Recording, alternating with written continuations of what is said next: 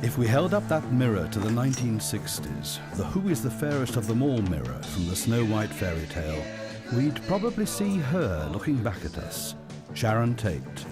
Her own story, like that of the whole decade, began as something of a fairy tale, but neither had a happy ending. Im kleinen Finger hatte sie mehr It-Girl als diese ganzen Arschlöcher, die da heute rumlaufen. Die noch nie was geleistet haben und It-Girls sind. Das hatte die Sharon im kleinen Finger.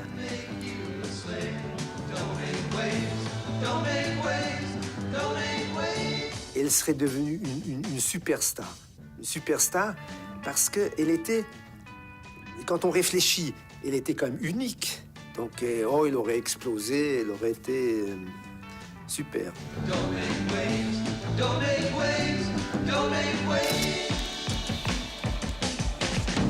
There's a natural sweetness and gentleness about her. She was a gentle and a sweet girl.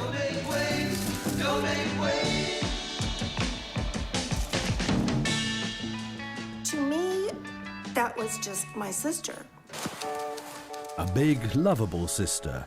Her professional life was on the up and up. In her private life, she was married to Roman Polanski. At the age of 26, she was about to give birth to her first child. And then the unimaginable happened.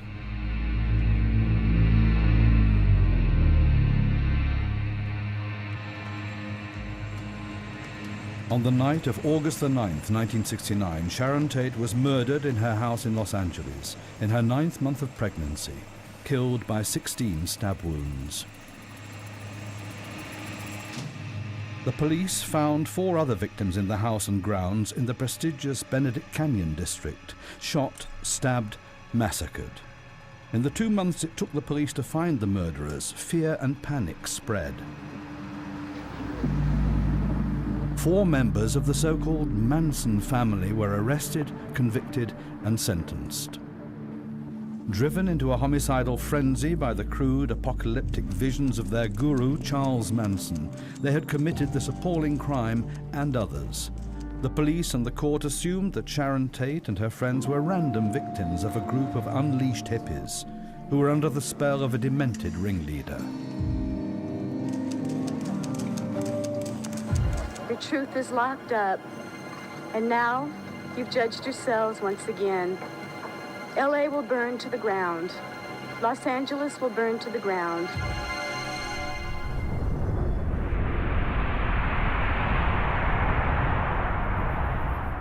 A lot of people in Los Angeles say that on that 9th of August 1969, with the slayings and the horror they spread, the 60s came to an end. Charles Manson became an evil icon of the 20th century. The man with a long criminal record who could hardly read or write and who saw himself as Jesus and Satan in one person still has followers today.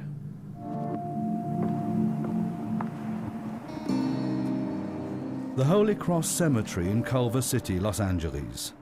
Deborah Tate has been tending the grave and legacy of her murdered sister Sharon for many years. So, this is where my precious family is. It was a long time ago. I actually had somebody leave a coffee can of broken glass and had some Manson followers jump out of the grotto at me, saying that you should die. The fate of Sharon and her unborn son, Paul Richard Polanski. For Deborah Tate, a lasting obligation to fight against the hold that Charles Manson still has on some people, even today. There was a time when Manson made the statement that he made Sharon Tate. I totally disagree. Had he not killed Sharon, he would be still an anonymous criminal. It was because of her beauty and her innocence, in contrast to his evil and ugliness, that makes it a story that the world will even care to indulge in. So taking her life made him a star, not the other way around. Actress and murder victim. That's how some biographies label Sharon Tate, whose name is inseparably linked to the ugly M word, as Sharon's sister Deborah calls it, murder. Sharon Tate has become a symbol. Her life, her films, and her death have been interpreted as epitomizing the 1960s. Sharon was born in 1943 in Dallas, Texas. Her father was an army officer who moved his family from one posting to another. Every 2 or 3 years, it meant a different town, a new school, and new friends. There were just 2 constants in Sharon's childhood: the family and the beauty contests that Sharon won wherever she found herself. Mother had started Sharon in the beauty contests when she was just a baby. So there were quite a few years of Sharon being that perfect doll for my mother while my dad was busy being a soldier. Sharon thought of becoming a model, an idea that took her father, Paul Tate, some getting used to as an army officer. When it came home to roost with my father, Sharon had won Miss Stars and Stripes. I think she was 15, and pictures were taken of her straddling a missile. It became very apparent that at that time that she was growing into a young lady, and he realized now he had to step up and be the father and fend off the advances of an army of males. In the early 1960s, the family was posted to Italy, and at the American High School in Vicenza, Sharon was voted, what else, homecoming queen, Italy's most beautiful American. Visiting the set of a Hemingway film one day, she was promptly hired as an extra. And she's also to be seen in the epic Barabbas, if you look hard enough. The actors, especially the men, encouraged her to try for a career in films. So my mother and father actually gave permission, short of Sharon's 18th birthday, for her to leave Europe and come to the United States to start her movie career. With a few introductions in her pocket, Sharon arrived in the film capital, Los Angeles. Her parents were still in Italy, so she was all alone. But word soon got round about the arrival of a beautiful young woman. No rare event in Hollywood, but there was something special about this one. She met an ambitious young producer who boasted that he would soon discover a superstar. And he was impressed enough to sign Sharon up to a 7-year contract. Martin Ranzerhoff. She had no professional training at that time. Zip. I mean, as far as I knew, she was a 19-year-old kid, and it's just a gamble. I mean, I knew that we were going to have to train her and make an investment, probably for a year, to train her, but she just had a great natural quality. Ranzerhoff's company Filmways paid Sharon $750 a month and gave her lessons in singing, dancing, and acting. They expected a return on their money within 7 years, by which time Sharon Tate would be a star. Sharon didn't have to be ambitious. Everything she ever wanted came to her. It fell in her lap. What Sharon was extremely dutiful. She took her career that pretty much found her and took it seriously enough to go and start studying with Strasberg and reading Shakespeare and doing all of the right moves for a serious actress. She was not going to just rely on her looks. I can't see myself doing Shakespeare or anything like that. I would love light comedy, but it takes so long. You know, comedy is one of the most difficult types of acting to do. It takes so long because you have to be so serious, and that's the funny thing about it. And I haven't had the experience at the moment, but I'm giving it a good try. And this is the type of experience she was gaining. In the television sitcom Beverly Hillbillies, she played a secretary. But Martin Ranzerhoff had disguised her in a black wig. He wanted to keep his secret from others in the film business for as long as possible. Excuse me, someone to see you. I told you no interruptions. I told you no interruptions. Sorry, Mr. Clampett, no interruptions. Clampett! Well, But it was just so silly to see her in that black wig. It was so unnatural to me. So, you know, I razzed her a little bit and gave her the elbow and a lot of hisses and shoulders up like, well, it's a start. That small start was followed in 1965 by her first big film role. Filmed in Europe, with Sharon now playing alongside David Niven and Deborah Kerr.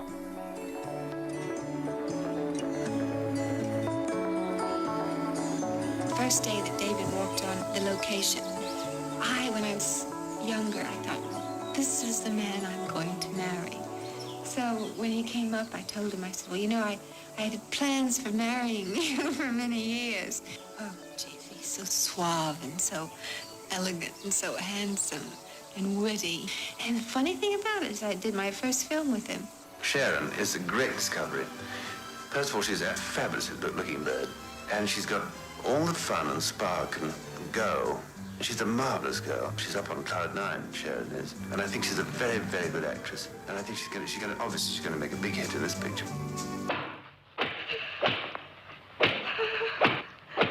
Director J. Lee Thompson said later he hadn't been sure that Sharon could manage the role, and there had been a plan B. After the first few days of shooting, plan B was ditched. Poor Philippe. You're mad. Quite mad. Help me. I am helping you, Catherine. So by then, Mom and Dad relaxed. David Niven and Deborah Kerr, those are two very established stars. You couldn't ask for a better venue for a young actress. Round, round, get around, I get around, yeah. A good beginning for Miss Tate. Launched right into the swinging 60s, which promised to be a bright and bouncy decade. Sharon was now established, and her homes in Los Angeles increasingly reflected her success. Things were moving. She had been involved with Hollywood celebrity hairstylist Jay Sebring since 1963. He remained a good friend to the end, and was in fact with Sharon on the night of the murders. Good vibes and the Beach Boys, surfing and sun on the Californian coast, a time when conventions were crumbling. The 60s were young and hip, a lively, happy atmosphere. Flower power was shaking up American society. It was the peak of protests against the Vietnam War. Self-fulfillment was the order of the day. Few suspected that this sort of release from inhibitions, in which drugs, free love and living in communes were taken as the norm, would also have its dark sides. At a ranch on the outskirts of the city, a man called Charles Manson gathered a group of young people around him, who would later become the Manson family. If you're looking to get a good thing going for yourself, a house and pool and new roads. Sharon Tate's next film, Don't Make Waves, was Hollywood's commercial response to the new culture. In it, Sharon played an embryonic Baywatch girl called Malibu, who gets to save no less a figure than Tony Curtis. A classic beach party film which pulls no punches in exploiting Sharon's sex appeal. Mr. Cofield, do you find me attractive? I mean, if you were a man, If I were a man. would you be attracted to me? If I were I mean, it's Harry. Harry? Well, he says that we shouldn't make love anymore, or anything. What do you think? The settings promoted an aura of hippie culture, though there's nothing political or intellectually challenging about the film. It permanently typecast Sharon as the sexy blonde. And beautiful girl to be in. You know? Hmm. Yes. With this experience behind her, she flew to London, where an up-and-coming director was casting his new film, Dance of the Vampires. Roman Polanski was initially skeptical that Sharon was right for the film. But Polanski liked beautiful women. I, as a producer, had to distribute actors and crew in the various hotels because I couldn't get them into one hotel. And Roman was staying in one hotel. Sharon was somewhere else in a different hotel.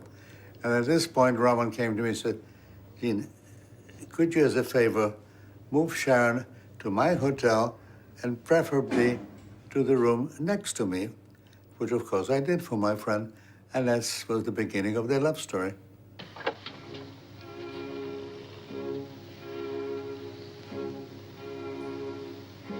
I'm not disturbing you, am I? Not at all, not at all. Roman Polanski is a very tough taskmaster. He's very demanding. So I remember one short scene, which I think was shot about 55 takes, which is, I don't think the scene deserved it, really. Listen, I adore it. Besides, it's good for your health. Once a day is the very least. Don't you agree? Yes.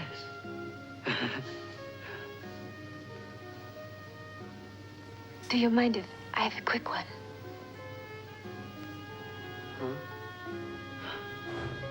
I don't mind at all, but...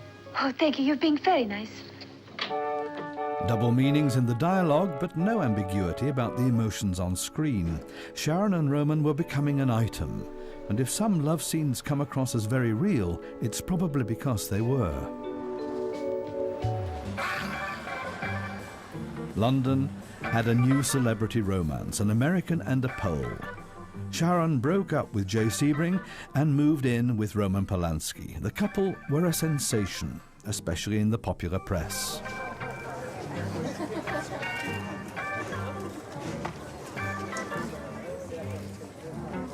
Anti-establishment establishment is what it was called. They ignored conventions and enjoyed life. Don't forget, this was swinging London in those days. You were too young, you weren't even born.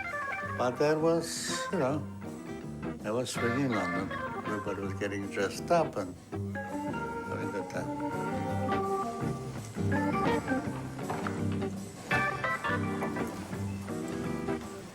There's a wonderful mood in London, which,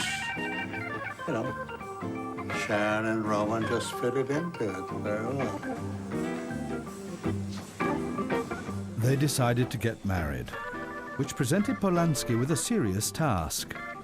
He had to go to America and win over Sharon's family. I loved him. I met him before my mom and dad. She had me into the Sausalito Hotel, and he's very funny. He's extremely smart. He was lounging around in the bed, and we just joked and laughed. And of course, when it came time to meet Mom and Dad, he had to get a little more stiff and proper and do the military. Dad would look him up one side and down the other, to see if he passed inspection. And he did. Tate and Polanski married in 1968. Their wedding was a media event. The photographers outnumbered the guests, Polanski later recalled. The festivities were held in the Playboy Lounge, one of the hot spots of the day. Everybody who was anybody was there. Sharon and Roman were said to have been among the first to leave the rollicking party in the Playboy Lounge. Sharon had already appeared in Playboy magazine a year earlier, photographed by Roman himself. The spirit of the times, we are who we are, a trend which Sharon perfectly embodied.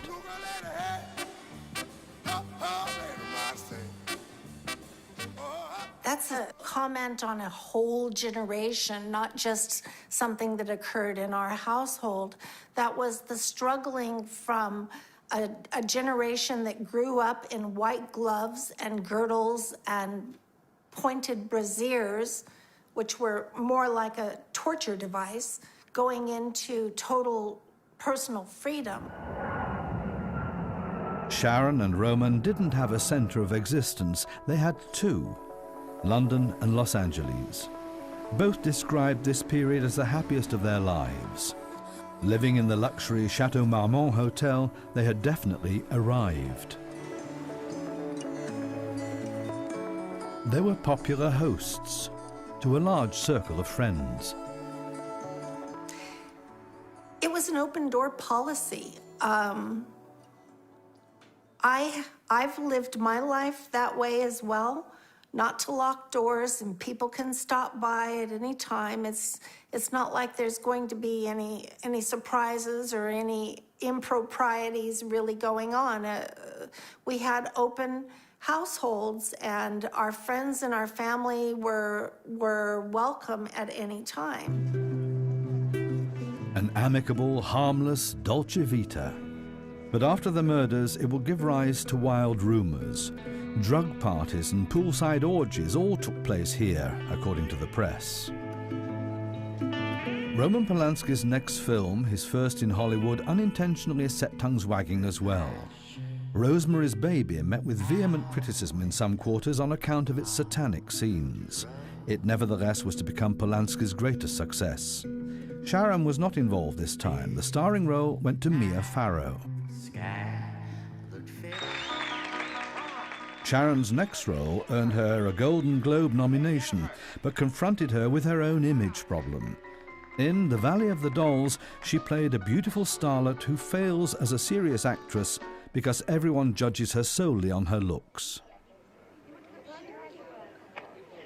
$600 for a headdress and not a soul will see it. I feel a little top-heavy. Oh, honey, you are a little top-heavy. All right, that's fine, dear. Thank you.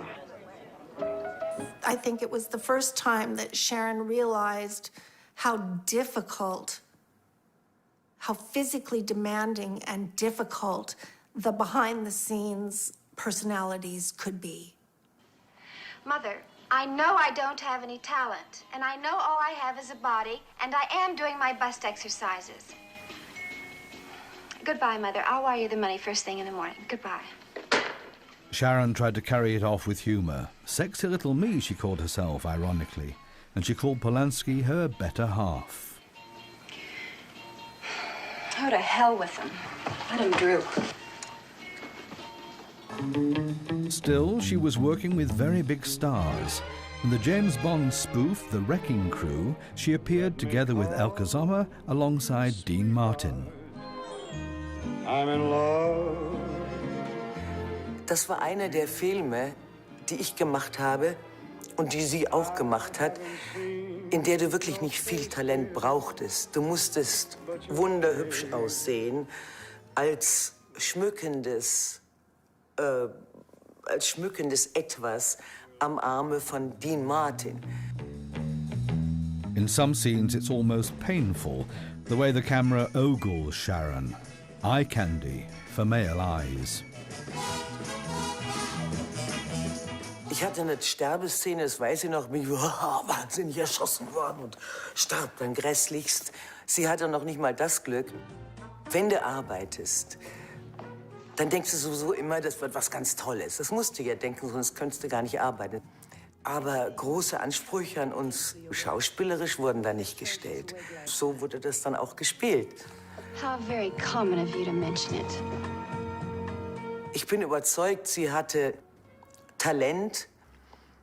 Ich weiß nicht, ob sie groß geworden wäre, also ein Star geworden wäre. Das kann ich nicht beurteilen. Ich glaube es persönlich nicht. In fact, all she could really demonstrate in this role is the talent for comedy that she'd already displayed way back in the Beverly Hillbillies. Yeah. All right. Get up there. Come on, let's go.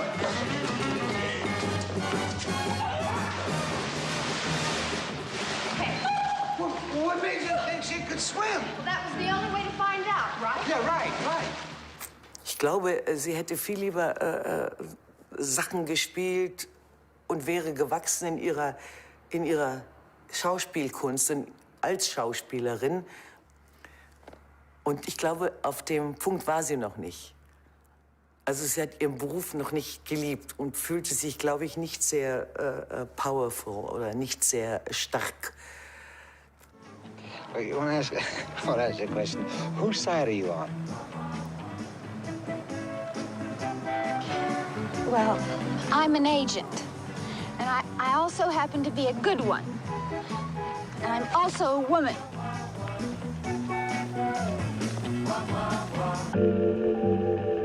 Meanwhile, rumors were circulating about the state of the marriage with Polanski.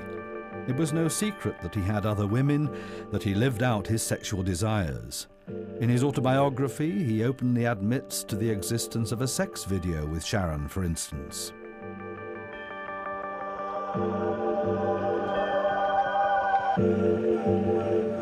Roman's lifestyle was a bit problematic because Roman was, to say it in a graceful way, he lived a typical French lifestyle of men and womanizing. Women were always all over him because he was the successful Roman Polanski, and the other one was he was as cute as a bug's ear. And that did present a little bit of a problem with basically the newlyweds, Sharon and Roman. There were some rough and bumpy roads, but nobody in this world that really knows Sharon and Roman would ever say that she would have divorced him. I happen to know that we're not the divorcing kind, and it just wouldn't have happened. I think she somehow at least tolerated double standard to the extent where she would be ignorant of it. And I don't think I gave any reason to be jealous or whatever. Sie war unglücklich, wollte es aber nicht sein. Natürlich, wer will schon unglücklich sein, wusste keinen Ausweg, wusste sich nicht zu helfen und kam dann zu mir. Sie hat mir vertraut, denn sonst hätte sie mir das nie erzählt, was sie mir erzählt hat, was da also in der Ehe los war. Ein Mistkerl, wirklich. A marriage at a time of sexual liberation. A young couple, half jet-set and half hippie. A life in two cities, two film worlds, and somehow in two different realities as well.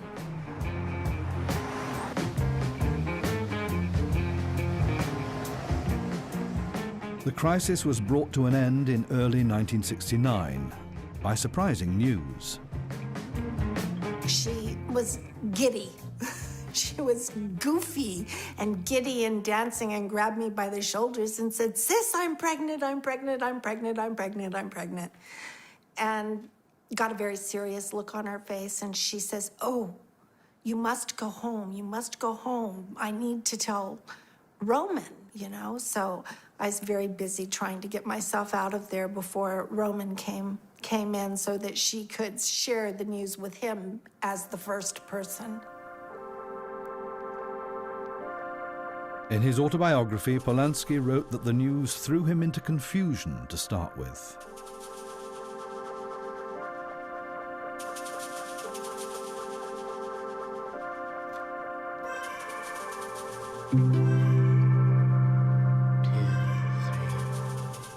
Sharon took a more practical approach. They'd need a house, a nest for the expanding family. They'd moved too often, done too much travelling. At long last, she wanted what she had missed as a child and as a young actress, home sweet home. She found what she wanted in the mountains above Hollywood, on the prestigious Cielo Drive, the pathway to heaven. You can't get higher than that.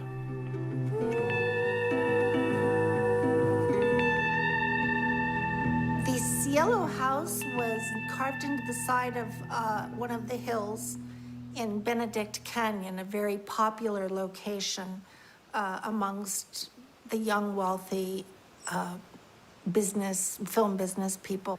You would go out the green lawn and literally fall off the face of the earth into this green ivy that would go down into the canyon, and the view out to the left, you would get all of the city lights, which would be cupped on either side by the darkness of the shadows of the canyon mouth. It was incredible. Everything will be fine now. Sharon's market value had soared. She'd been hired for a new film at a salary of $150,000, more than her better half had been paid for Rosemary's Baby. One more trip to London, one more film, and then just the family.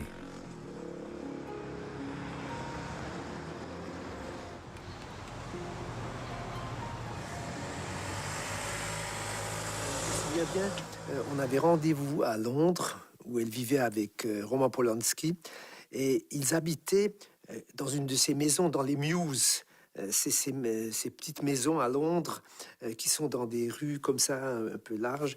Et j'étais un peu en avance. J'ai toujours peur d'être en retard, alors j'étais en avance, et je sonne, il n'y a personne. Alors je dis, bon, ben, en effet, je suis trop tôt. Et je me retourne. Et au fond du Mews, il y avait Sharon Tate. Et au fond, le temps qu'elle prenne pour s'approcher, pour aller du plan général au gros plan, je savais que c'était elle ou personne d'autre pour le rôle. The 13 Chairs was a highly promising comedy to be filmed in London and Rome, two locations she knew well. Ben justement, quand il y avait des scènes qui étaient... On essayait quand même d'avancer les scènes où on la voyait alors, oui, de pied, mais c'était pas, on ne pouvait pas faire un planning parfait. En plus, on ne savait pas à quel moment on le verrait. Et on a toujours inventé plein de trucs parce que aussi les meubles parfois. Quand il y avait un passage et qu'on avait peur qu'elle était de profil, alors on en a mis une étagère, on a mis des trucs, donc c'était assez... Et évidemment, dans la photo aussi, on en tenait compte, évidemment. Mais on dit que les femmes enceintes, elles l'embellissent, alors c'était encore le cas avec elle aussi. How am I going to pay for them? Ah, my clothes. Oh, Pat, how can I? I'll tell you.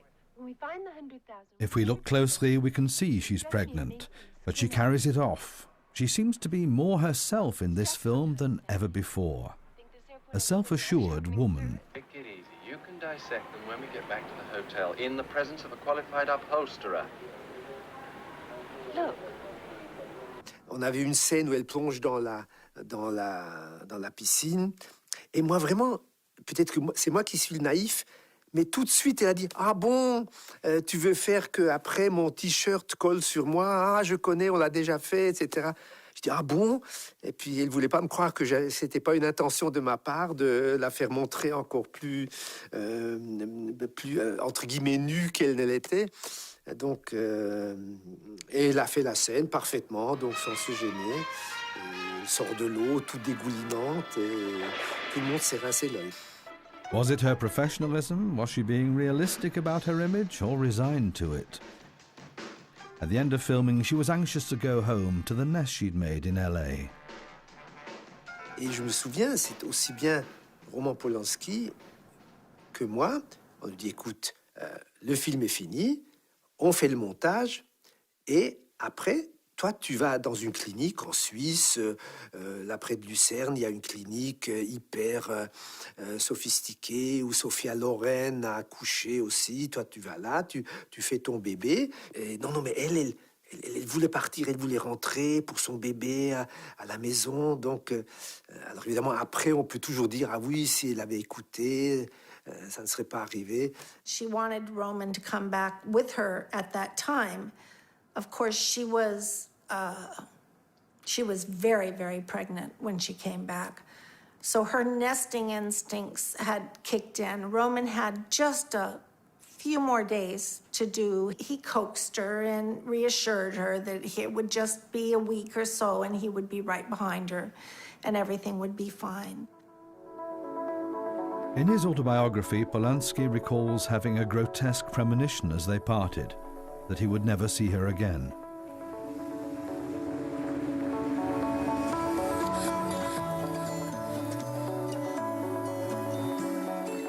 Sharon traveled home by ship for a reunion with her family after a 6-month absence.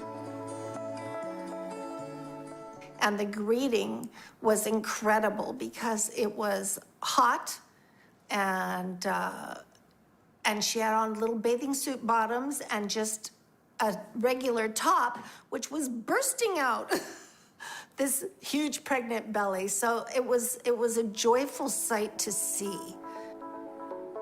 These are the last pictures of Sharon Tate, taken after her return to Los Angeles in the garden of the house in Cielo Drive, the pathway to heaven.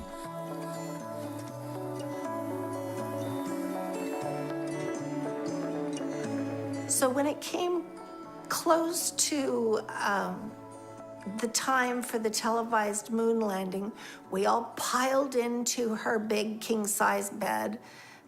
Dad standing at the entrance of the doorway because he would never allow himself to relax in front of the rest of us. So he held up the doorway, and that was a wonderful moment. We watched the moon landing together. Columbia, this is Houston, AOS, over. Columbia, gate, over. Roger, the EVA is progressing beautifully. They're setting up the flag now. One giant leap for mankind, and the last gathering of the Tate family.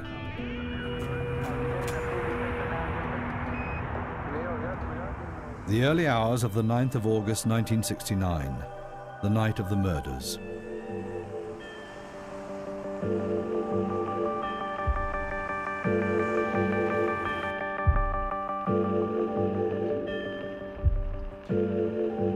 Four members of Manson's so-called family entered the grounds of the house rented by Roman Polanski and Sharon Tate. They cut the telephone wires, climbed through a window into the house, and murdered everyone inside, one after the other.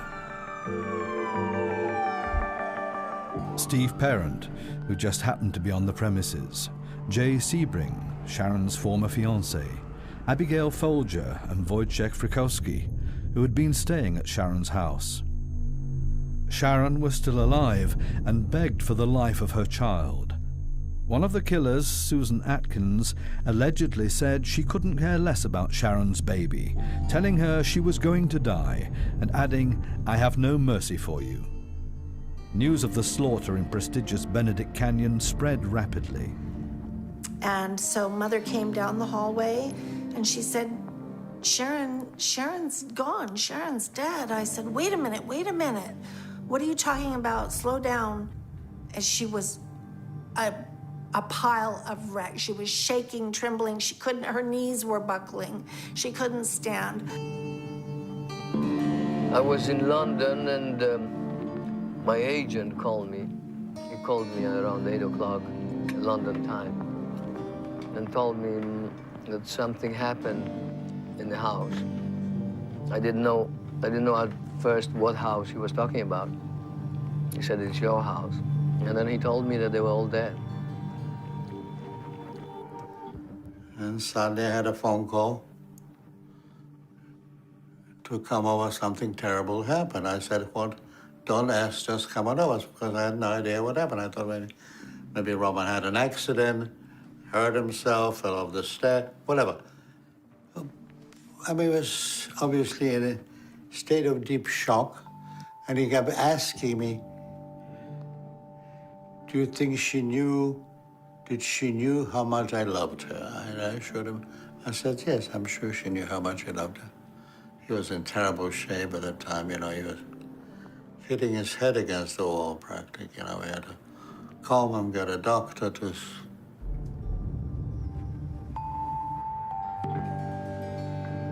And eventually, I was put on with a detective that told me that, yes, it was a murder. And at that time, none of the bodies had been identified. And was there any adult that could come identify the bodies? And there was no way in God's world that my mother could have done that. My father was still up in Sausalito. He hadn't yet left that post or retired. Roman was in London. Who's left? So I said I would go. And they were sending out a car. Thank God, Roman's agent, Bill Tennant, had heard on the radio the same thing. He was playing tennis in Beverly Hills, so he went up the canyon and walked in on the scene. And they asked him if he would identify the bodies, and he said he would, and he was taken in further. The man, I don't think, ever recovered from the visions that he had to see. He went through quite a breakdown after, so I'm very fortunate and grateful that I didn't have to go. Sorry. Equipped with an emergency visa and pumped full of tranquilizers, Polanski was booked onto the first available flight to Los Angeles.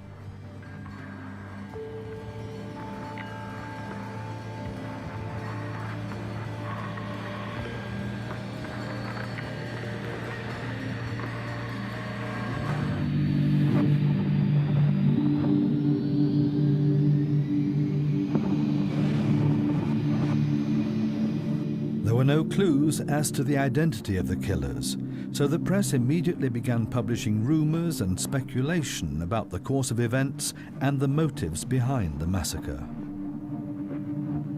Almost as soon as he set foot in the city, Polanski was under pressure to defend himself and his family. It was the first time that something like this had happened, and the media was a nightmare. They came out with rumors of witchcraft. Why? Because Sharon did the Eye of the Devil, which the theme was witchcraft. They were the ugliest at their sensationalism as they've ever been historically. They would come up with drugs, sex, rock and roll, orgies. None of those things happened. If they happened someplace else. They didn't happen at my sister's house. I remember going to the house where the murder took place in Shadow Drive. And then I gave an interview where I said, all I found there was baby clothes. They were so happy and ready. She was ready to give birth to the baby, so nothing satanic. That was my contribution.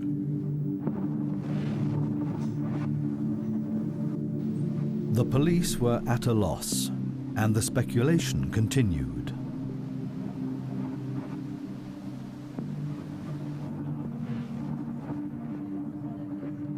There are several possibilities from the physical evidence in sequence and in method of doing it. Well, at the present time, I would have to say that the only conclusion I could draw that all eyewitnesses were killed that night. The very next day, a married couple, Lino and Rosemary LaBianca, were murdered in the same way as Sharon and her friends, and, as it later transpired, also by members of the Manson family. The Tate-LaBianca murders changed everything. Fear was rife. Sharon's death was the end of the hippie movement, the flower child movement. From now on, everyone in Los Angeles locked their doors. The killings had put an end to the carefree innocence of the 60s. On the 13th of August, under a pall of fear, anger, and ever more rumors, Sharon Tate's funeral took place. The crowd of reporters was enormous. Step back. Yes, there it should be. The popular media in particular claimed more or less outright that Polanski and Tate were themselves to blame for what had happened because of their allegedly dissolute lifestyle. Roman Polanski was even suspected of having organized the killings himself. It was particularly brutal on my poor mom, especially Mom. I didn't take it to heart. They couldn't fool me with their lies, but their lies cost my mother her sanity. She had a nervous breakdown. The lights went off and she didn't come home for 10 years.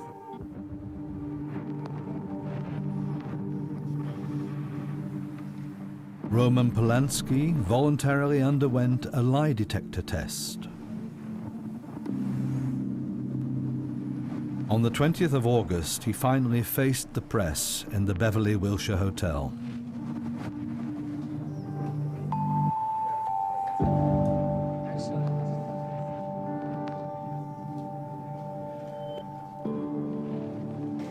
All of you know how beautiful she was. And very often I read and heard statements that she was one of the most beautiful, if not the most beautiful woman of the world. But only few of you know how good she was. And facts, which will be coming out day after day, will make us shame a lot of newsmen who, for a selfish reason, write unbearable for me horrible things about my wife.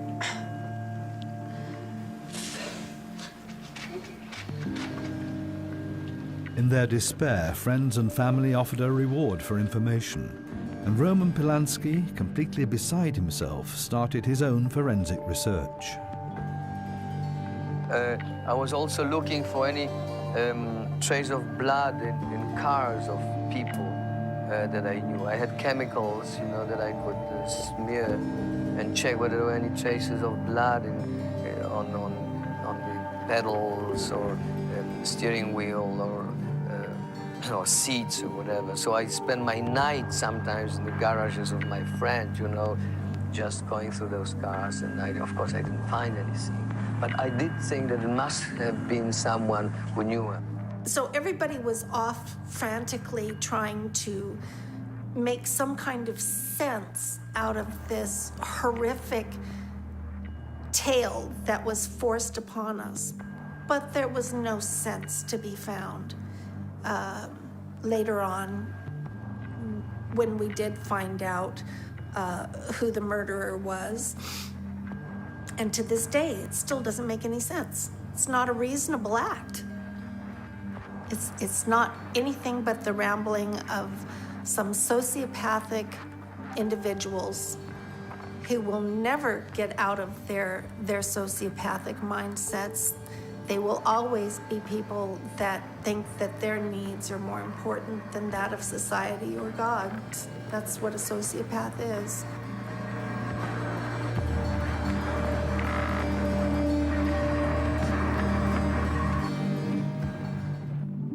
Nearly 3 months after the killings, the perpetrators were caught, more or less by chance. Together with their instigator, Charles Manson, they were convicted and sentenced to death. Later, the sentences were commuted to life imprisonment.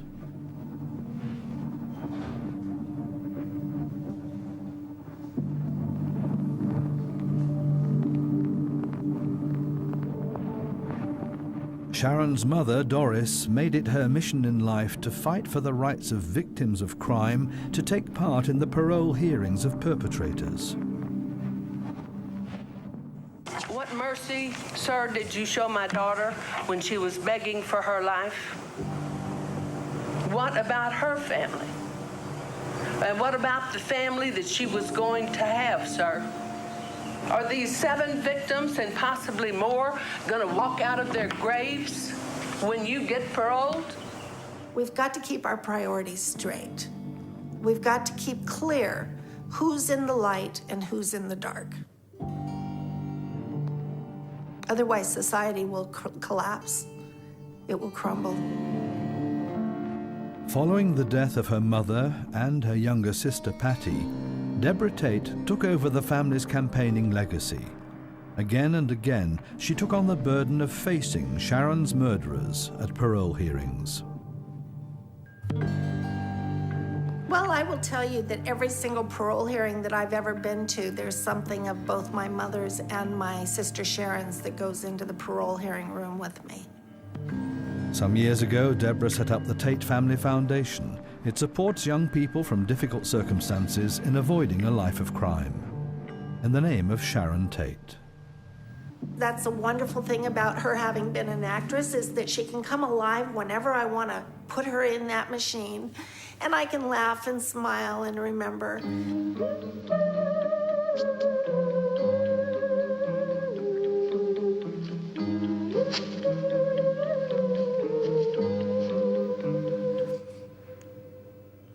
But those are some of my weird little rituals. And it's not just on her. I have them on my mother, my little sister, and my dad.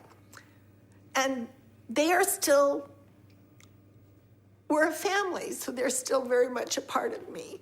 And I'm a part of them. I'm sorry. Again, no tissues. There goes the makeup. I'm glad we're almost done.